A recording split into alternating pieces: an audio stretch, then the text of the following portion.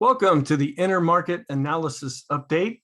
This is being prepared July 3rd, where we'll look at some of the different markets that influence the S&P 500 and just get an idea of where we stand as far as is the S&P underperforming, outperforming, or doing about the same as the rest of the market. So this will cover the InterMarket analysis for Tuesday, July 5th. Please be reminded that the markets are closed on Monday, July 4th. So let's go in and look at valuation. We are dropping a little bit as the S&P is declining. We have the TTM, this is the trailing 12 months, and we're dropping below the 20 level. That's the expensive level. If we come all the way down to the blue level, that would be fair valued. If we come all the way down to the green level, that would be inexpensive. But we've been above this expensive level for a long time. And we come back down, the market bounces a little bit, we go back above it. But this is looking backwards at the trailing 12 months. The market looks forward at forward PEs. So that's what they really base things on. But I like to look at this just to get an idea of how things have performed. And here's a historical chart just to show how the markets, or the S&P in particular, behaved when we got to undervalued, overvalued, or if we were priced just about right. Now, the possible positive scenario that I brought up in last week's video is just not really happening right now. We thought we were starting to see a real rotation from value back into growth.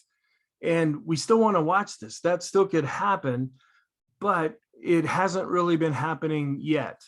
We'll have to see, does the second half of 2022, does that look better for this to happen? But here's the cues to the S&P, and the cues, which is growth, it really declined on a ratio basis. Discretionary turned up a little bit, but we're still below the moving average. And the large cap growth to large cap value, it's pretty much flat and right on top of the moving average. What we're looking at here is we saw a negative divergence right at the end of 2021, which helped the market go down. We were starting to see a positive divergence, and that still could happen. But right now, it doesn't appear to be happening. And here's another chart showing the same thing, which with the large caps, mid caps, and small caps showing the growth to value ratio, where we saw the S&P make a lower low, and these were making a higher high, but they're not really following through right now. So growth versus value is showing how growth has really been in a downtrend for 2022, where value, it's doing better, but it's just had a recent death cross. And if you watch my daily videos, I've been pointing this out, where we've crossed over negative with the value and we're below both of the moving averages. And to compare, here's growth and value on the top, showing how growth has underperformed, how value has outperformed, but value is also starting to show some weakness. Here's another look at that same chart, or the same idea, where we show that growth had done really well, but has really been underperforming. And here's an inverse of that same chart, showing how value has outperformed, but really pulled back. But in the last week or so, it is starting to rebound. Can that continue? And that might mean if value keeps going up on a ratio basis, we're probably in for more sideways to down action in the S&P 500. If growth can come back and take the lead and see a lot of buying into growth stocks, then that could really push prices higher. Here's just another chart showing the S&P ETF, the spiders, with the growth really underperforming the value, kind of the same thing that we've been seeing. And here's an inverse of that same chart, where value has been outperforming. It doesn't necessarily mean value is going up. It just means it might be going down less than the rest of the market. Looking at some other markets, and there, I'm going to bring up some charts that I haven't shown in a while. This is showing the inflation deflation ratio on a monthly basis. So this is pretty long. Here is the CRB index, which has been going up, but it has seen some recent weakness. This was made by Martin Pring, and he just takes some inflation stocks, and I did a ratio here of deflation type stocks, and it just shows that inflation has really been tapering off. And that's kind of what we're seeing. We're seeing bond prices go up a little bit with interest rates coming down, which suggests that maybe inflation is getting under control.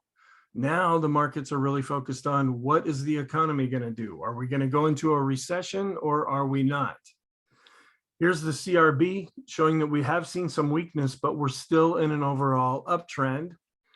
And these are some charts I haven't shown in a while. Corn had really been spiking up. It's been coming down in price.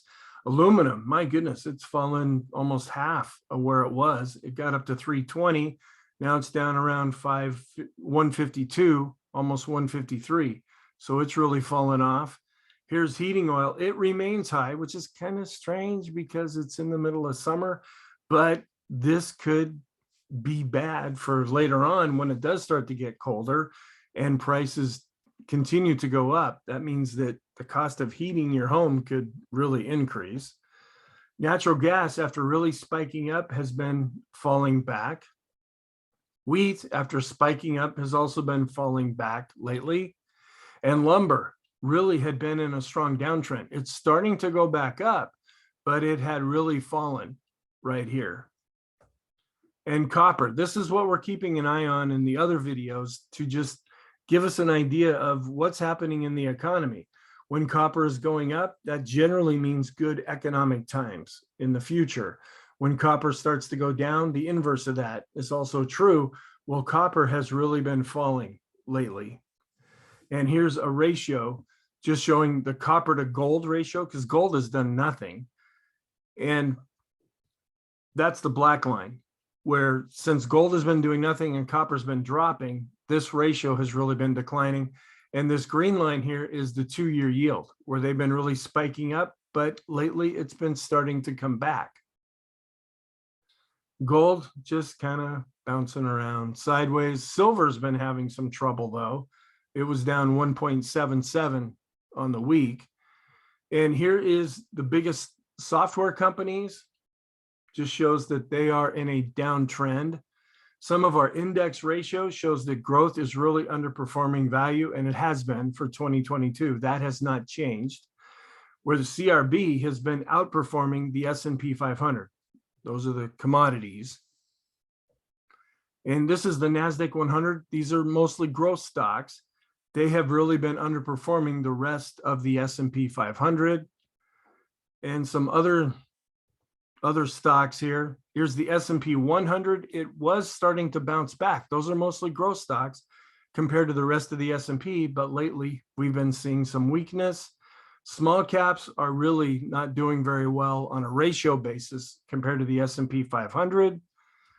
This is the low volatility ETF, and it was up over 1.5% on Friday and has been in an uptrend, but we're starting to see a death cross here. And then to compare the ratio to the S&P 500, they've been really outperforming for 2022. Here's the Dow Jones Composite Average. Again, this is the Dow, the transports and the utilities all put together. Saw a little bit of a bounce, but we're still in an overall downtrend. Here's Dow Theory, just showing how the Dow itself has really been suffering. Transports are suffering. We had a good up day on Friday. That's why you see this uptick. Utilities had done really well for a lot of 2022, ran into some trouble in the spring, but now they look like they're starting to bounce back. And this is a longer term look at Dow Theory. We just want to look at these different indexes to see, are they doing the same thing at about the same time? Then this takes the highs and lows on the American Stock Exchange, the NASDAQ, and the NYSE together and comes up with kind of a big look at how the market is doing. We are negative overall, but we're not giving an extreme reading right now. Looking at bonds against stocks, bonds were up on Friday, but they're still in an overall downtrend based on price. And monthly, stocks had been breaking out on a comparative basis to bonds, but now we're starting to see some weakness. The scenario that I've been talking about in my other videos is this might help the market if stocks and bonds can start to move in the same direction, meaning stocks go up and that will push interest rates down. Well, that might give some more support to stocks to actually go up as well. And there are times when stocks and bonds move in tandem with each other.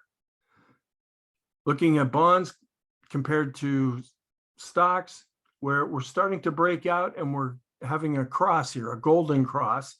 So now have to look at the bond market. Is it going to be outperforming the stock market? Then this looks at the S&P 500 compared to the 10-year treasury ratio.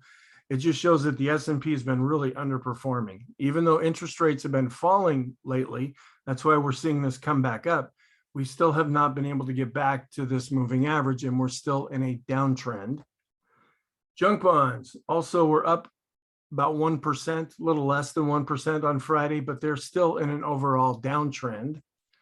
And to compare junk bonds with regular bonds or treasury bonds, the junk bonds are still outperforming, but is that going to continue?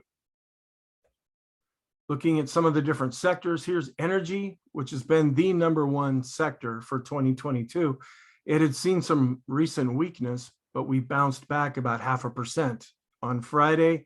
The tech sector, which is where you get all your growth from, it's been in a downtrend for 2022 and is still, it was up about 0.25% on Friday, but it's still underperforming. And semiconductors, which are a huge part of growth, they were down 3.5% on Friday. They really took it on the chin. Micron came out with some kind of a report that the markets didn't like. And then technology to the S&P just shows they've both been going down, but technology has been underperforming the rest of the S&P 500. Some other areas, growth, which has really suffered, and bonds, which have really suffered, they're both going down overall. And the 10-year yield to technology just shows how the yields have been going up, but recently been falling back. But we have a lot of work to do if tech is going to be able to take over again. And here's just an opposite of that same chart. The technology sector has been really underperforming the rise of the 10-year yield. Discretionary ticked up just a little bit when compared to staples, but we're in an overall downtrend. And this is just an inverse showing how staples have outperformed discretionary. And here's the energy sector, which has really been doing well against tech, which has not been doing well. So energy has been really outperforming. And gold, which has been doing nothing against the S&P, but it's still, at least gold is going sideways where the S&P has been going down. So gold has been outperforming. And here's gold to the dollar. Well, the dollar's been doing really good. Gold has been doing next to nothing. So it shows that this ratio is really declining. The high leverage loans, they were up a little bit. We want to keep an eye on this. These are pretty risky loans. And in a good environment, these loans will hold together. But if they really start to break down, that could feed over into the rest of the economy. Our InterMarket Analysis chart shows that oil has been up the most. We have the dollar, and now gold is actually turning negative since the beginning of the year. Stocks and bonds have been negative, even though they're starting to bounce a little bit, but they've got a long way to go. Our different indexes. Here's the S&P 500 with the stocks above their 50-period moving average. We had come down to this extreme negative reading, and we're trying to bounce up out of that.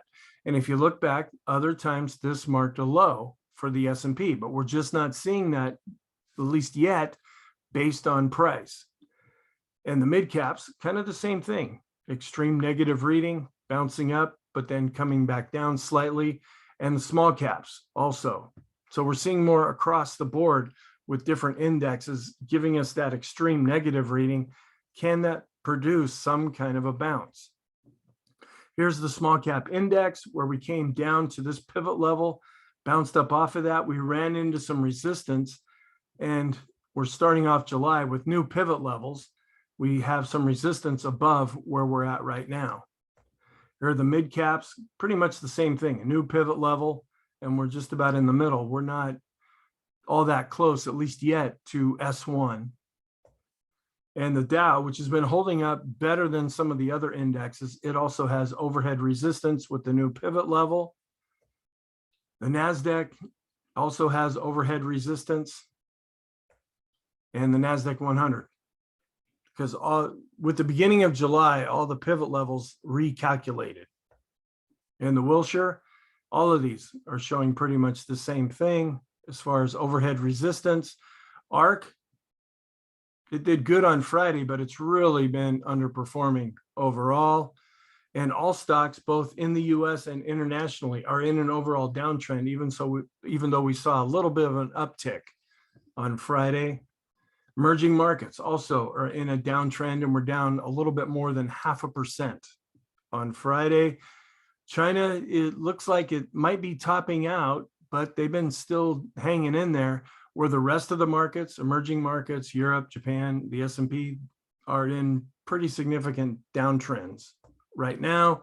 Our different correlations, looking at the S&P to the dollar, we're pretty much a little bit inverse right now. When it drops below this line, that means they go in opposite directions, but we're kind of near that neutral territory. And S&P and the oil also a little bit of a same direction. When it's above this dash line, that means they go in the same direction, but pretty much near neutral. S&P to the 10-year also getting back to that neutral state. The tech sector to the 10-year, we are at neutral with that. S&P to the 2-year yield, also not quite in the neutral category yet, but a bit of an inverse relationship. So what can we say? It's the same things that have been positive all along. If you watched any of these other videos, this is the same list that I've been showing for quite a while, where other markets are really outperforming the S&P 500, or they're even positive. Where those that are negative, this list is still the same over and over and over here. Until we see some kind of a rotation back to growth stocks, the S&P is really going to have some trouble. So thank you. I hope you have a very good 4th of July, a very good week, and I'll prepare the next intermarket analysis video next weekend.